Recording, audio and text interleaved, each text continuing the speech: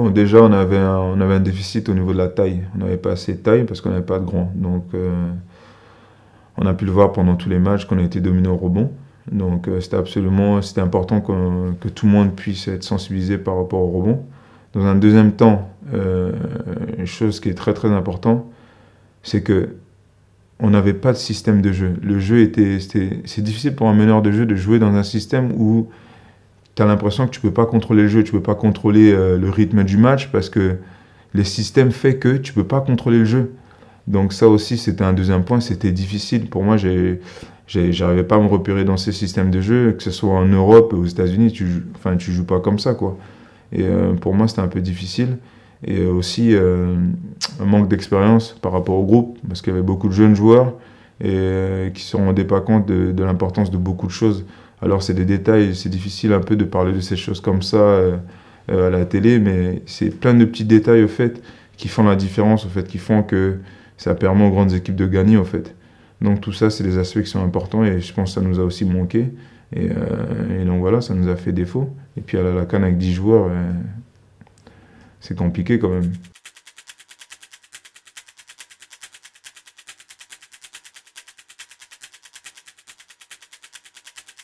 En termes de jeu, je dirais pas que c'est notre meilleur match en termes de jeu.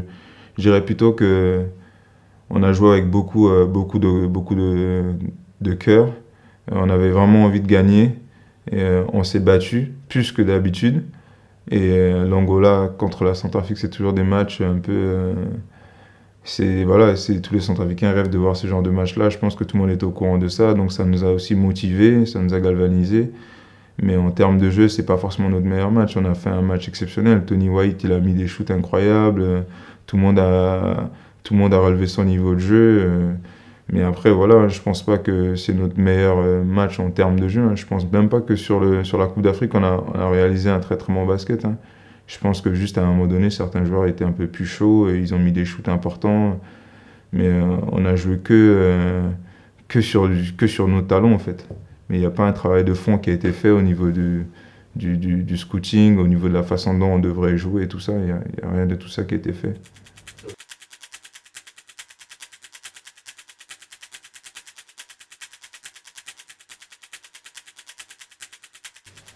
Pour moi, tous les matchs étaient difficiles parce que, comme je dis, je suis compétiteur et je vais à un tournoi, c'est pour gagner les matchs. Donc tous les matchs, vu qu'on les a tous perdus, à part le Congo.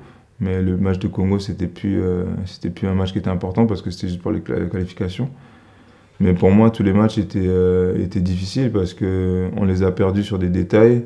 Et puis, je voyais déjà le mal arriver parce que comment l'équipe elle était construite, je savais que ça allait être une CAN un peu difficile. Donc voilà, mais pour moi, tous les matchs, c'était difficile. Il y en a pas un qui était satisfaisant pour moi parce qu'on n'a pas gagné à part le Congo, mais c'était un match dérisoire.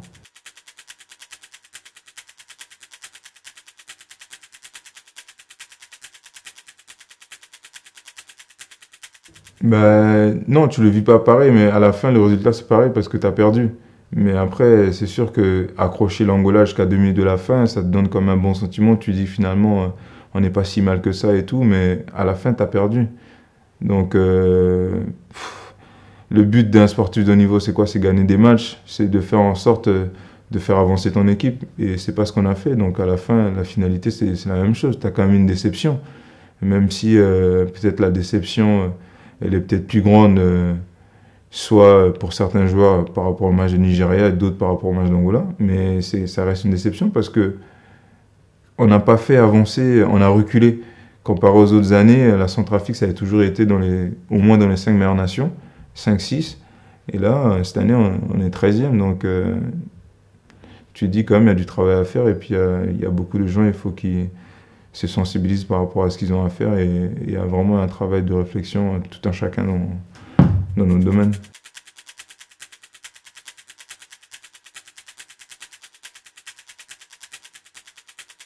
Ben, dans l'ensemble, j'estime qu'il y avait une bonne ambiance. C'était un groupe qui était assez sain. Et puis il y avait aussi beaucoup d'ignorants, c'est-à-dire beaucoup de jeunes qui ne comprenaient pas tout ce qui se passait. Mais dans l'ensemble, c'était une ambiance qui était correcte.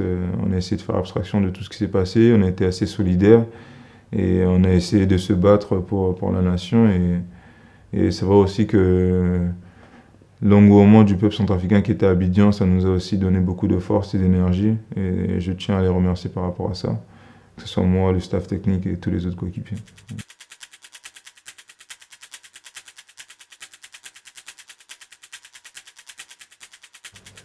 Très franchement, un sentiment de gâchis parce que, en sachant que si Romain Sato serait venu, Maxime Gianveni serait venu, James May serait venu, on aurait eu une équipe différente, et notamment aussi Mexon et tous les autres joueurs qui n'ont pas été, qui sont pas venus. Donc un sentiment de gâchis, et puis je me dis que les années passent et il y a certains joueurs qui vieillissent, et il n'y a pas un travail de fond qui a été fait, qui doit être fait maintenant.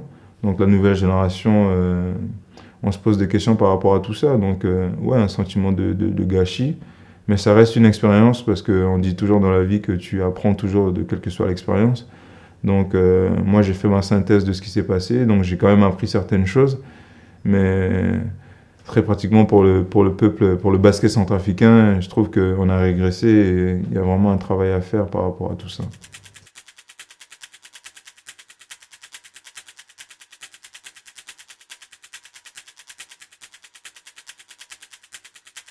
Alors dans un premier temps,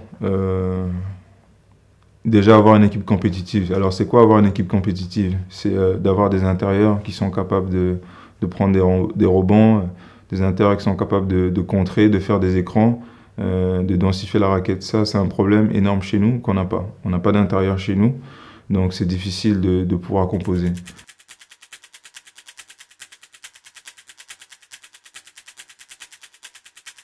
Ben parce que, comme je disais, il n'y a pas un travail de fond qui est fait, c'est-à-dire que le peuple, l'État ne n'investit pas par rapport au basketball. Il n'y a pas de travail qui est fait par rapport aux jeunes centrafricains depuis le bas âge jusqu'à maintenant. Donc du coup, on n'a pas d'intérieur en tant que tel, à part Gianveni, vraiment qui est notre seul intérieur. Mais au jour d'aujourd'hui, Max arrive en fin de carrière. Donc voilà, je pense que donc le travail de fond dont on a parlé tout à l'heure, je crois que ça doit être commencé. C'est le temps quoi, de commencer ce travail-là. Donc voilà, je pense que c'est tout simplement pour ça. Parce qu'on ne va pas continuer non plus tout le temps à aller prendre des étrangers. Ça serait bien de faire jouer les jeunes de chez nous. C'est une fierté pour notre pays aussi, parce que je te rends compte, si tu gagnes avec 12 centrafricains dans l'équipe, c'est quand même mieux que de gagner avec des étrangers dans l'équipe. Donc en tout cas, moi, c'est comme ça que je vois les choses. Mais encore faudrait-il que l'État soit derrière tout ça. Parce que je pense que la génération 87 et 74 a gagné parce qu'il y a eu un vrai engouement derrière le basketball. L'État était derrière tout ça et puis il y a eu un vrai investissement. Le basketball en Centrafrique, même le championnat en Centrafrique, était beaucoup plus réputé que ce que c'est au jour d'aujourd'hui. Donc tout ça, ça fait que voilà, ça forme une meilleure équipe nationale.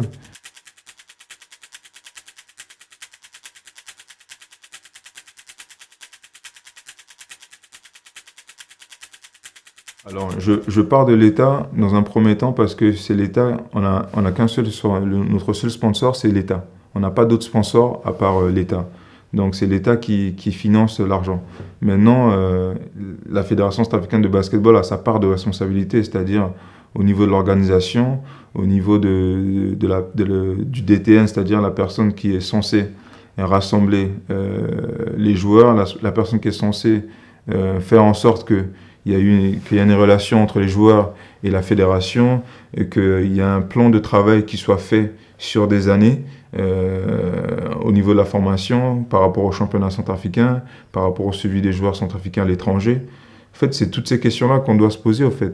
Et donc voilà, donc c'est bien ce que je disais. L'État, c'est dans un premier temps, mais si on n'a pas d'autres sponsors, on peut penser qu'à l'État. Et après, la fédération centrafricaine, il faut que voilà, comme je disais, les dirigeants qui soient sur place, il faut qu'ils aient un seul but, c'est d'essayer de faire avancer le basketball, de donner une identité au basketball centrafricain et de faire en sorte qu'on puisse aller de l'avant. Même si on perd la prochaine CAN, mais le plus important, c'est d'avancer. Mais là, on fait que reculer.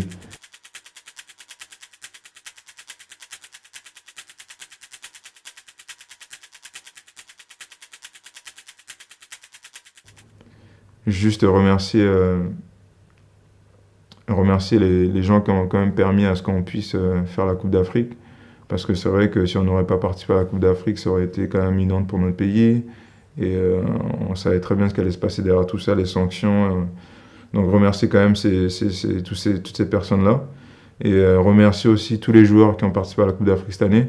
Parce que sans les joueurs qui étaient là, ça aurait été difficile de composer une équipe et même juste de participer à la Coupe d'Afrique. Et aussi, que ce soit bien clair, c'est que peu importe les gens qui vont passer, peu importe les discussions qu'on va avoir, le plus important, c'est que c'est les discussions qui sont objectives. C'est pour essayer de faire avancer quelque chose chez nous. C'est pas pour viser un tel ou un autre, mais c'est simplement se sensibiliser, se dire les choses entre frères et pour faire avancer notre basketball.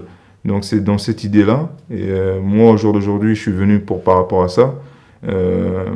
Comme je dis toujours, la réflexion, c'est jamais que les autres, c'est aussi personnel. Moi aussi, j'ai une réflexion à faire par rapport à la Coupe d'Afrique, par rapport à mon engagement, par rapport à comment je dois faire certaines choses. Et donc voilà, je pense que c'est important de voir les choses dans ce sens-là. Et puis remercier énormément le peuple centrafricain qui ne nous a pas lâchés, que ce soit par Facebook, que ce soit à Abidjan, que ce soit partout. Franchement, en tout cas, merci beaucoup à vous pour votre soutien et on continuera toujours de se battre pour notre pays.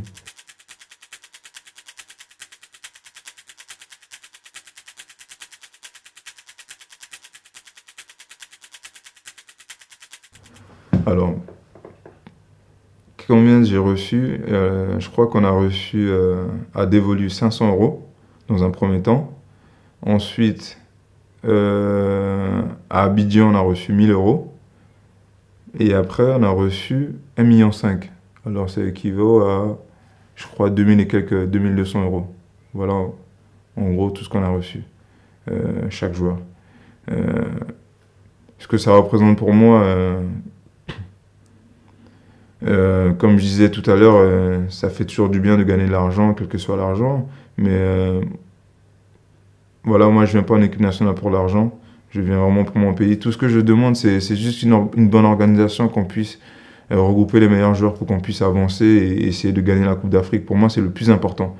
Après, par rapport aux autres joueurs, je sais pas, ça, c'est à eux de donner leur ressenti par rapport à ça. Mais personne ne refuserait de l'argent, que ça soit petit ou plus. Peu importe, c'est jamais, comme on dit, c'est jamais, même si tu en as peu ou trop, tu te satisfais pas, quoi. Si tu peux en avoir plus, c'est toujours mieux d'en avoir plus. Mais moi, dans ma tête, en tout cas, je sais très bien quand je vais en équipe nationale, c'est pas la première chose que je me mets dans la tête parce que pendant des années, ça a toujours été comme ça et on sait très bien, les gens, ils détournent de l'argent, etc., etc. Donc voilà, quoi.